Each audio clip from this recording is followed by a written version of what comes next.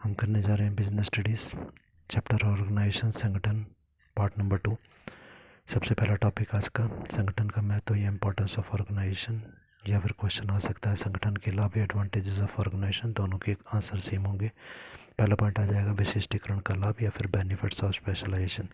क्योंकि ऑर्गेनाइजेशन में क्या होता है, काम को बांटा जाता है, डिवीज़न ऑफ वर्क होता है, वर्कर्स में काम का डिस्ट्रीब्यूशन किया जाता है और वर्कर को वही काम दिया जाता है जो उसके इंटरेस्ट का होता है या उसके जिसका काम का उसको एक्सपीरियंस होता है। सेकंड पॉइंट है कार्य संबंधों में स्पष्टता, क्लैरिटी इन वर्किंग रिलेशनशिप।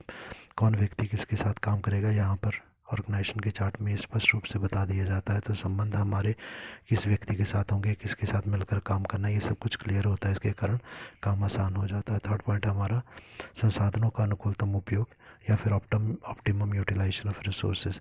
हमारे पास जितने भी साधन होते हैं उनका पूरा यूज़ हम लोग करते हैं। प्रॉपर जो कार्य है वो हर एक कार्य जो है प्रॉपर तरीके से बांट दिया जाता है। इससे कोई क्रिया या कोई काम जो है छूटता नहीं, ना ही कोई कार्य जो है वो दोहरा हो जाता है। मतलब कुछ वर्कर एक ही काम को कर रहे हैं और कोई काम बिल्कुल नहीं हो रहा है, ऐसी कंडीशन नहीं आती। फोर्थ पॉइंट है परिवर्तन में सुविधा, एडेप्टेशन टू चेंज। सभी कर्मचारी अधिकारी आपस में बंधे होते हैं इस ऑर्गेनाइजेशन में। एक अधिकारी एक कर्मचारी आपस में मिलकर काम करते हैं। कोई भी पोस्ट खाली हो जाती है तो नीचे के कर्मचारी को यहाँ पर काम संभालना होता है। क्योंकि यहाँ पर उस प्रबंधक के नीचे, उस मैनेजर के नीचे वर्कर ने बहुत बार काम किया है, उसने देखा है कि मैनेजर क्या काम करता है। तो इसलिए अगर हमारे को डेलीगेशन ऑफ अथॉरिटी या अधिकारों का अंतरण करना पड़ता है, कोई परिवर्तन करना पड़ता है, मैनेजर छोड़ के चला जाता है, उसकी जगह किसी और वर्कर को लगाना होता है, तो कार्य आसान हो जाता है क्योंकि उस कार्य से भलीभांति परिचित होता है। फिफ्थ पॉइंट है प्रभावी प्रशासन, इफेक्टिव एडमिनिस्ट्रेशन। सबको उसके कार्यों को और अधिकारों की प्रॉपर जानकारी होती है, स्पष्ट रूप से जानकारी होती है, इसलिए प्रशासन कर पाना, कंट्रोल कर पाना काफ़ी आसान होता है। सिक्स पॉइंट है कर्मचारियों का विकास या डेवलपमेंट ऑफ पर्सनल।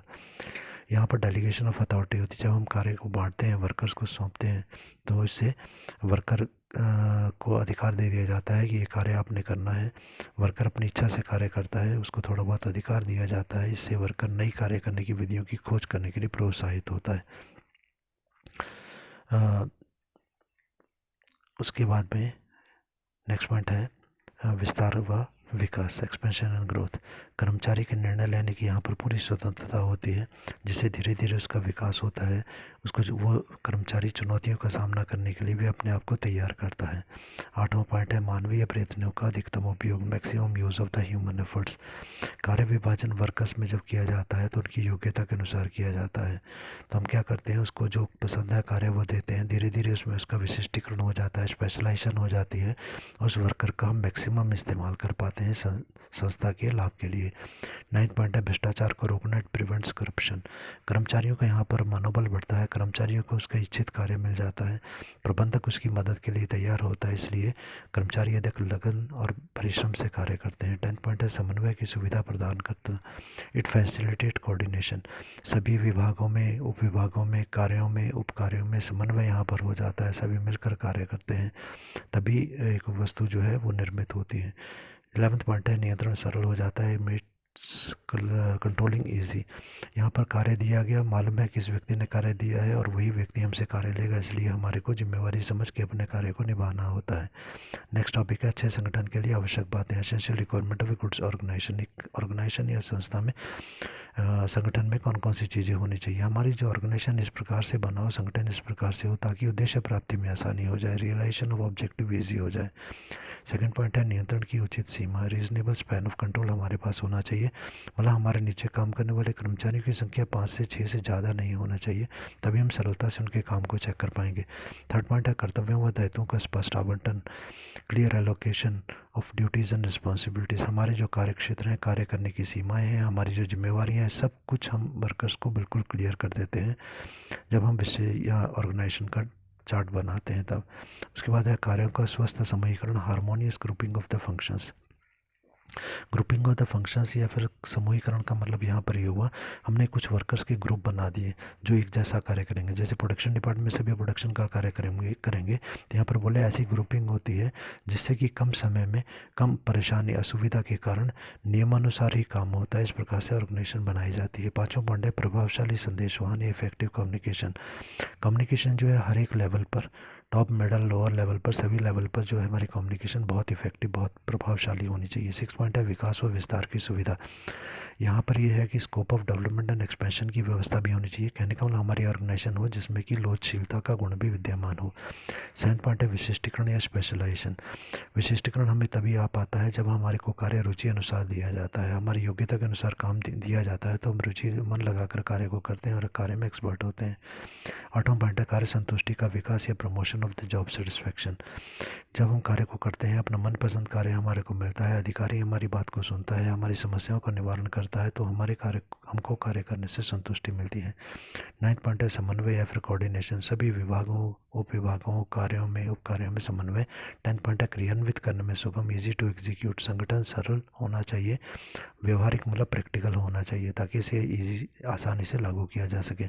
11वां पॉइंट है मानवीय शक्ति का पूर्ण उपयोग, full use of the man power. हम श्रमिकों का यहाँ पर पूरा इस्तेमाल कर पाते हैं, उनकी क्षमताओं का पूरा यूज़ कर पाते हैं। नेक्स्ट है संगठन संरचना के प्रकार। अब हम जो ऑर्गेनाइजेशन की स्ट्रक्चर बनाते हैं, अपनी कंपनी का जो स्ट्रक्चर बनाते हैं, कितने प्रकार से बनाएंगे। हम लोगों ने देखा ऑर्गेनाइजेशन स्ट्रक्चर का डायग्राम यहाँ पर है। सबसे पहले एक प्रकार हमारा फॉर्मल ऑर्गेनाइजेशन आ गया जिसको औपचारिक बोलते हैं। सेकंड अनौपचारिक संगठन, इनफॉर्मल ऑर्गेनाइजेशन। थर्ड कार्यात्मक संगठन, functional organisation. Fourth divisional organisation, प्रभागीय संगठन। रेखा संगठन, line organisation, line and staff organisation. तो सबसे पहले हम डिस्कस करने जा रहे हैं औपचारिक संगठन, इंपॉर्टेंट है एग्जामिनेशन के हिसाब से। तो सबसे पहले हम इसकी विशेषताओं पर आते हैं, उससे पहले एक लाइन में मीनिंग समझ लेते हैं। हमारी कंपनी का जो एक पूरा स्ट्रक्चर बना है कि एक डायग्राम है, उसके नीचे इतने मैनेजर हैं, डायरेक्टर, मैनेजर, फोरमैन हमारे हो सकते हैं, वह सुपरवाइजर्स होते हैं, उसके नीचे कितने कितने वर्कर हैं, ये सभी जो पद हैं, पोस्ट हैं, इनको एक डायग्राम में प्रेजेंट करें तो वो हमारा ऑर्गेनाइजेशन का स्ट्रक्चर हो जाता है।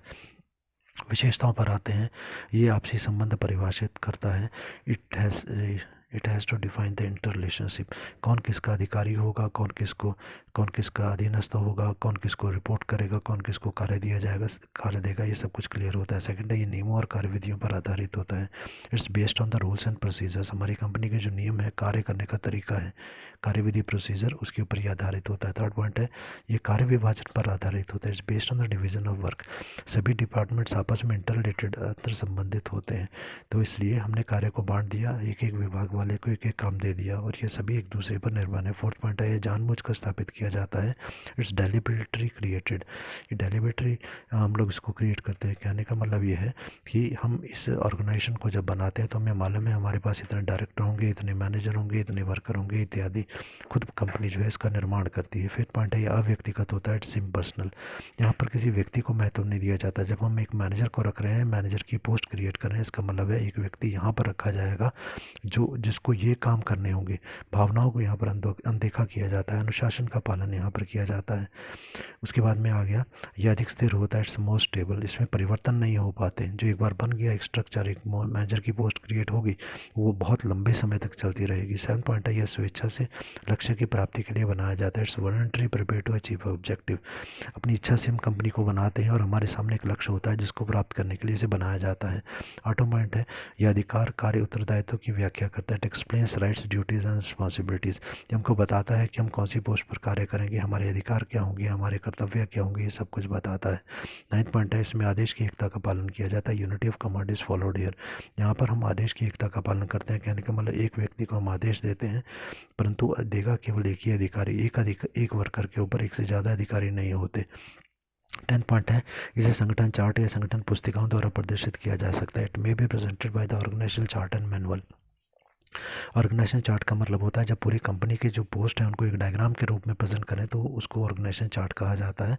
तो क्योंकि ये कंपनी का स्ट्रक्चर है, इसको हम में चार्ट्स में दिखा सकते हैं। लाभ इसके हम डिस्कस करेंगे। पहला पॉइंट है उत्तरदायित्व निर्धारण करने में आसानी, ईजी टू फिक्स अकाउंटेबिलिटी। जब हम ये ऑर्गेनाइजेशन का एक स्ट्रक्चर बना रहे होते हैं तो हमारे को ये मालूम होता है कि कौन अधिकारी होगा, उसके नीचे कौन कर्मचारी है। मतलब ये अधिकारी अगर इस कर्मचारी को आदेश देगा तो वो कर्मचारी उस अधिकारी के प्रति उत्तरदेह है। अब उस काम को जब उसे सौंपा गया है तो उसने जवाब देना है। सेकंड पॉइंट है कार्यों का दोहराव नहीं होता। No overlapping of the work. हर कार्य व्यवस्थित तरीके से चलता है। एक कार्य को एक से ज़्यादा व्यक्तियों को नहीं सौंपा जाता, एक व्यक्ति को एक ही कार्य सौंपा जाता है। थर्ड पॉइंट हमारा आदेश की एकता संभव, यूनिटी ऑफ कमांड यहाँ पर पॉसिबल होती है। डायग्राम हमने बना लिया, उससे निश्चित हो गया कि अगर हम वर्कर हैं तो हमारे नीचे कौन अधिकारी है, डायग्राम से तुरंत हमें पता चल जाता है। फोर्थ पॉइंट है हमारा लक्ष्यों को प्राप्त करने में आसानी, ईजी टू गेट गोल्स। यहाँ पर समन्वय स्थापित विकसित होता है। व्यक्ति मिलकर के कार्य करते हैं, भौतिक और मानवीय साधनों का अनुकूलतम उपयोग हम लोग करते हैं, सभी साधनों का बेस्ट यूज़ हम लोग करते हैं। इसलिए हमारे गोल्स, लक्ष्य जो होते हैं, ज़्यादा से ज़्यादा लाभ कमाना, वो हम लोग आसानी से प्राप्त कर लेते हैं। पाँचवा पॉइंट आ गया संगठन में स्थिरता या स्टेबिलिटी इन दी ऑर्गेनाइजेशन।